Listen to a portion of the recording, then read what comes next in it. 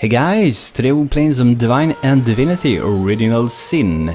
So I made my two characters in this game, and this game actually got a co-op campaign which you can play. So it is the same game as you would play in single player, but you are two players going through the whole story together. But in this episode I'm gonna go only alone with my other companion here, Arasani here, and my character, the fighter, which is named, I think I named him Darness, yeah, Darness, and also got Arsani. So I got a fighter, and I also started out as a wizard with the girl here, so it's gonna be close combat, she's gonna be range, she's gonna do a lot of spells, and I'm gonna be inside taking the damage from the enemies and try to knock them down in a melee combat, so... But let's start going and explore around here somewhere. Okay, chests here. So this is one thing that's really great with Divine in the Original Sin and the old Divine and Divinity games as well, is that you can actually interact with almost everything. To the west, I'd mistake this for a placid beach. At least the orcs make a bit of noise when they attack. It's dark-dealing sorcerers that'll strike with neither warning nor mercy. So we got some really awesome conversations between the characters here, and if we would play in cooperative mode, you would actually have like conversation between the two players, and you can do different choices, and that actually affects your character itself, like if you're bold or if you're romantic, if you're forgiving and spiritual and all kinds of things. So I'm gonna pick up some shells here that's lying around. They are giving some, I think it's water resistance or something like that. Not really super needed, but we can get them if we wish to do so. And let's see if we have any quests to start out. A mysterious murder. We have been sent to Sicil to investigate the murder of the counselor Jake, a wizard Arhu who meets in harbor to elaborate. Source Hunter's Journey, we're ready for our first assignment. It seems that the murder of the counselor Jake is a clear-cut case of sorcery, and we're ready to nab the Perceptor. It may be a routine investigation, but we are ready to test what we've learned. Okay, here lies some kind of body. Is that a corpse? Yeah, it's a corpse. What's it doing here alone? What, did you expect it to have an entourage? Traveler's Journal. We have found a book, open inventory to read it, so let's check it out what it says here. Rejoice, for the statues have granted my wish. Their whimsical nature, however, I must have been taken lightly, so before I soar through the sky like an eagle, I shall attempt a mere hop from the cliffs down at the beach. This should be a small feat for a man that can fly. If this experiment is successful, the sun shall be the target. The sun, okay. So I guess it wasn't that successful. He just crashed down on the beach and oh, found a scroll all the way from over here, I guess. It is really interesting, I think, with this game. There are like so many stuff that you can go around and explore, and this game is really for people who like to really look around everywhere and try to find stuff out. So it's a very interesting game, and this game is also from Kickstarter, and it's been released not way too long ago, but some months ago now, and I think it's pretty good. Oh, we're in a fight. Source hunters. Unidentified mage. I'll deal with these rats. Goddess be with you, master. So guess we got into a fight with this guy. Where's he gonna fight us? What is he gonna do? Rise, arise, drawn forth from blood. I bid you aid. Cursed servants. Okay. Combat is turn-based. To move, attack or cast spells you need to use the action points. The different actions have different costs. Your turn ends when you have no action point left. So this game is, like they said, turn-based, and I think it's a good idea that it is. If it was like those action games where you just go and hit, it wouldn't really work out in this game, so I think this is a really good thing. So I'm gonna try my Dust Devil here. So I'm gonna hit those two targets, so let's check it out. Pretty awesome, I killed both of them. Press Alt to highlight objects that can be picked up, and yeah, so we can see things that are lying around here. But we do not really need to go and do that while we're in combat. Combat! Hold control to hover the targets to learn more about the attributes. So we can't really see anything because we will need some stats to be able to actually see enemies' attributes.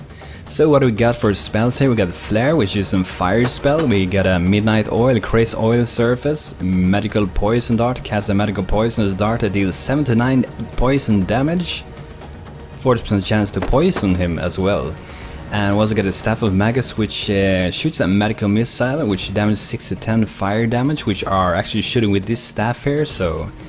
And also got a Fireball Scroll. I think I'm gonna go and just shoot a flare at this guy, and hopefully we're gonna be able to kill him with that. Yeah, awesome.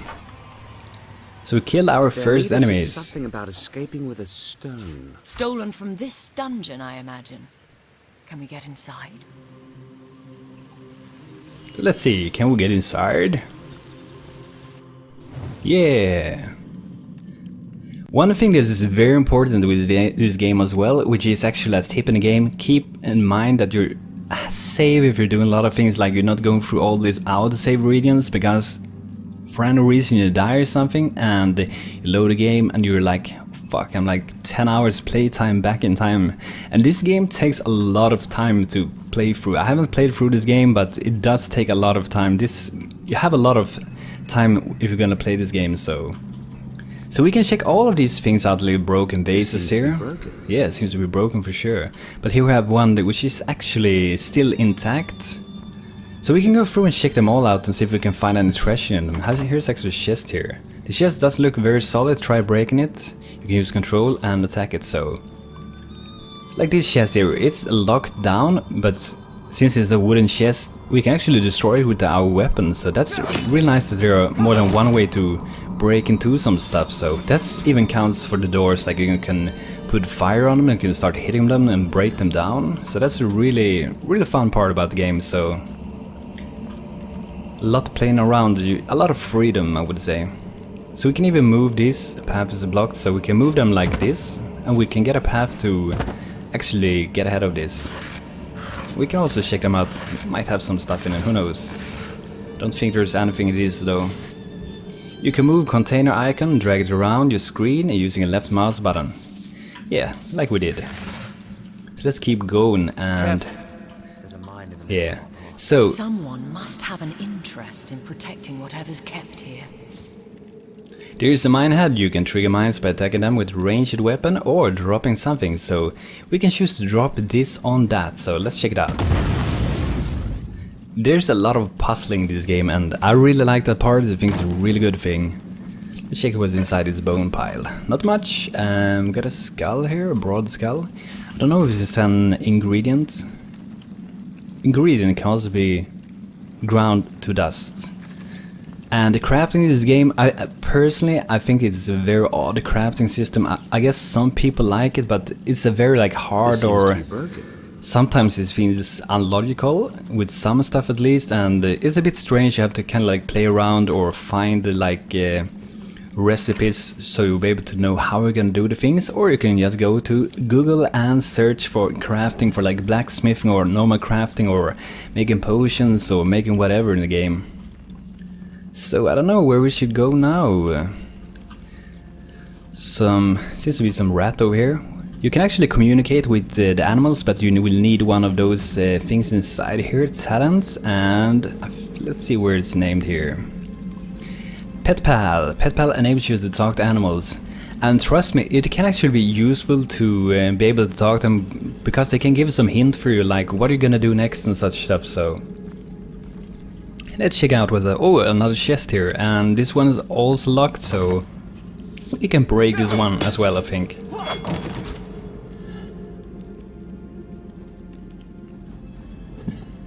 Oh, some gold, awesome.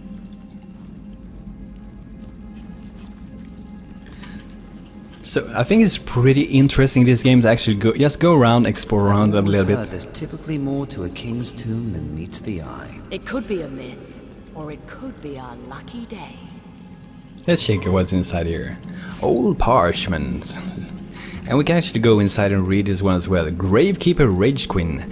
Tend the graves in the antechamber before moving into the inner rooms. To proceed, stay very close to the impressed door and press the button that appears on the right hand side. So this is actually a tip for when we're gonna proceed later on in the game, so stand very close and press door and press the button that appears to the right hand side. So that's something that we might have use for later on. Do we have anything else? There's a rat up here. It doesn't seem to be much, but sometimes you don't really see things until you like walk right up to them or are really close by. So here we actually have another chest here, and it's also locked, but we have to keep in mind also that we have durability on our weapons, so if they break, they are broken and we need to repair them again. And this one was a lot harder to break, so I don't think we're gonna slam that one down, so we can actually destroy this as well. I really like that part that you can break down things, you can interact with almost like everything in the whole game. I think that's really good. So where should we be going? Let's check the map here. I think we should head over there, I guess. And where's that place? I think the map is sometimes pretty tricky to go past. So we have one, okay, here we have another door. A little bit hidden.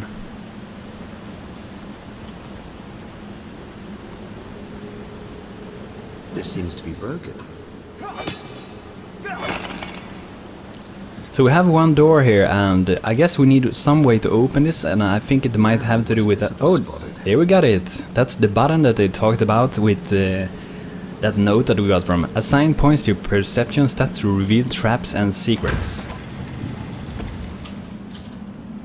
You can look behind walls and pillars by holding the middle mouse button and zoom in or out using the mouse wheel.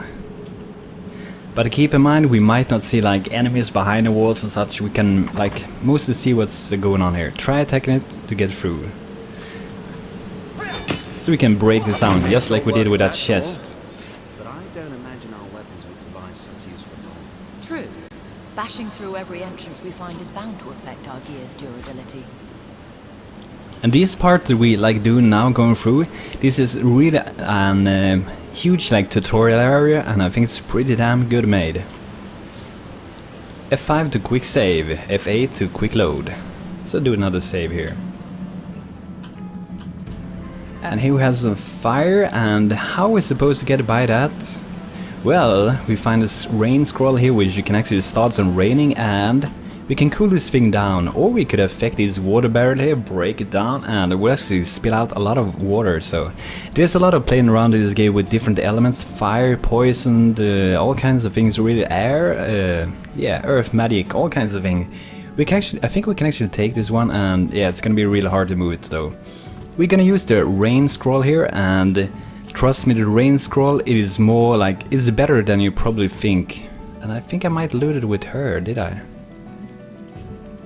Rain scroll, we have two of them. And we can quick slot it as well if we wish to do so. Didn't I quick slot it? That's strange.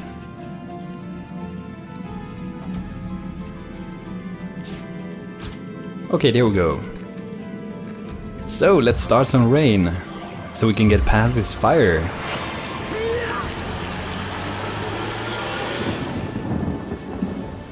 Really awesome. We can even break this one, so see, it spills out a lot of water, so we can actually break that, and get through that way as well. So there are more than one way to get through things, and that I really like about the game. There are different ways to progress through the game. We have found a lockpick to open the locked object. First use lockpick, then click on the object. And some craft materials can also be good to have if you want to craft something on later in the game, so I guess there's something, yep, our ornate chest here, and it is locked, so let's go and check out if we can actually unlock this one with okay, that wasn't so good. So let's use our little caster and remove that little trap. Maybe we'll break the chest as well, I don't know. And if we wish now, we can actually just shoot another, and I think we're gonna exploit that poison field. Yep, and if we wish, we could put some rain there, or I don't know, maybe we're able to move this little water barrel here. I think we can actually put it on ourselves as well. Okay, not enough strength to move it. But the fire went out pretty fast, so wasn't that troublesome, so let's try the lockpicks here. Wasn't that what it said? Put it on them? Oh, that's how they meant. So, we're lockpicking it, come on! Unlocked, what do we get? Poison arrow, which are for if you're using some kind of bow later on in the game. But guys, I think this is gonna be it for today with Divinity Original Sin, and I hope you guys enjoyed this episode, and if you'd like to see more, leave a thumbs up, and it helps me really much, and subscribe if you want to see more with Divinity Original Sin and other games I play as well. So guys, thanks for watching, hope you had a good time, cheer now, take care.